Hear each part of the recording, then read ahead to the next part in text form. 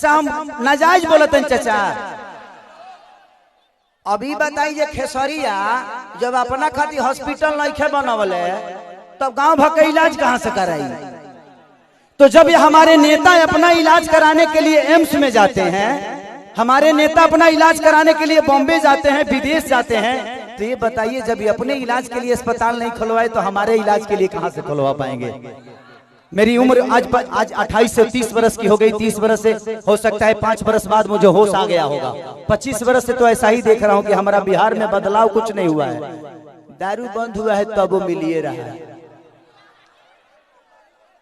इसमें दोष हम सरकार को नहीं देंगे क्योंकि हमारे पास रोजी नहीं है। हम अपनी रोजी ढूंढते हैं, वो चाहे हमें नशा में मिले या बुराई करके मिले या किसी का मर्डर करके मिले।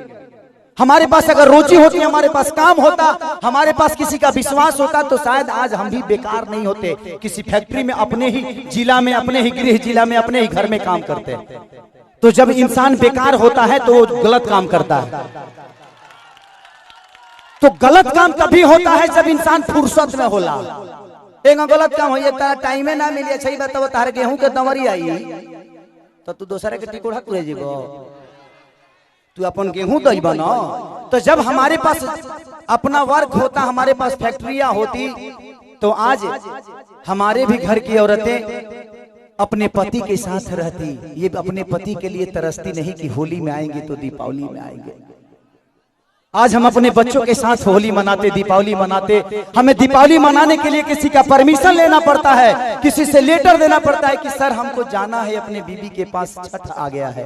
तो हमें तो त्योहार मनाने की भी आजादी नहीं मिलती है। ऐसे राज्य में हम पैदा हो गए हैं। हमें ऐसे राज्य से नफरत नहीं है, लेकिन यहाँ के सिस्टम से मुझे नफरत है कि यहाँ के सिस्टम हमें कहीं का नहीं छोड़ा, कहीं ले ही नहीं गया। इनका एक ही काम है कि जब बाढ़ आई ना, इलेक्शन के बाद हमें लो रोज मिली। अगर इलेक्शन बा जहाँ बाढ़ आई कि चिवड़ा खात खात पेट मॉल हो जाए, खूब खाए बरवा चिवड़ा। लेकिन यही इलेक्शन बीतते ही एक भी आदमी, हाँ, जो आपके दर्दों को समझता है। मैं किसी राजनेता पे उंगली नहीं उठा रहा हूँ, मैं सिस्टम पे बात कर रहा हूँ। आज अगर यहाँ फिल्म सिटी बन जाए तो मुझे लगता है कि खेसारी लाल यादव यूपी में शूट करने जाते हैं, वहां पे कम से कम 60 से 70 लाख रुपया भैया प्रोड्यूसर और डायरेक्टर यूपी सरकार को दे के आता है। वहां कम से कम 300 लोगों को रोज रोजी मिलेला। रोज कलाकार हो जिया पैदा होले, रोज कलाकार काम करेले। लेकिन बिहार सरकार के कोनो चिंता नहीं है। ये बताई खेसरिया चाहे जितना भी संपत्ति बनौले बा बॉम्बे में बनौले बा, अगर वह चीज बिहार में रही तो खेसरिया का सारा संपत्ति बिहार में रही ना, हम अपना परिवार के, अपना भाई लोगों के साथ रहते। तो हमके भी तकलीफ होला, हमके भी अच्छा ना लगे कि हम दूसरा शहर में जाके, दूसरा राज्य में जाके दुगो रोटी कमाता नहीं। हमके शर्म लागेला दूसरा के जगह काम करे में, लेकिन क्या करी जब हमारे खेत बंजर हो जाए तो घर हर तो दूसरे के खेत में नहीं चलावे के पड़ी हमके। और हमारा खेत बंजर, हम किसान हो के भी इस खेत को आबाद नहीं कर पा रहे हैं, तो गलती हमारी है। गलती हमारी ये है कि हम जब इलेक्शन आता है तो खाली 2 फ्रूटी पिए लगे तो बटन दूसरा जगह चल जाता है। ये बताई खेसारी के बेटा बेटी ये बार खेसारी का लगे पैसा बा तो अमेरिका में पढ़ा दिए हैं, लेकिन सबका लगे वो सक्षम तो नहीं खे ना जब अपना बेटा बेटी का अमेरिका में पढ़ाई। तो बिहार में कितना लोग खेसारी बाजी? एक गो ना, एक गो खेसरिया बा।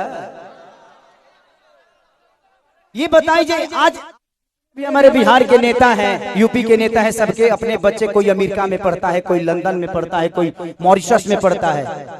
किसी किसान का बेटा कहाँ पढ़ने जाता है? क्योंकि उसकी क्षमता नहीं है। क्योंकि इन लोगों ने अगर यहीं पे स्कूल दिया होता तो इनके भी बच्चे यहीं पे शिक्षित हो जाते। लेकिन इन्होंने जब अपने बच्चे का भविष्य तय नहीं किया तो हमारे बच्चों का भविष्य तय कहाँ से कर पाएंगे? अब यह बताइए कि यूट्यूब पर डाल दी तो लोग कहिए खेसरिया राजनेता हो गए। अब हम अपन दुखों ना कह सकिले।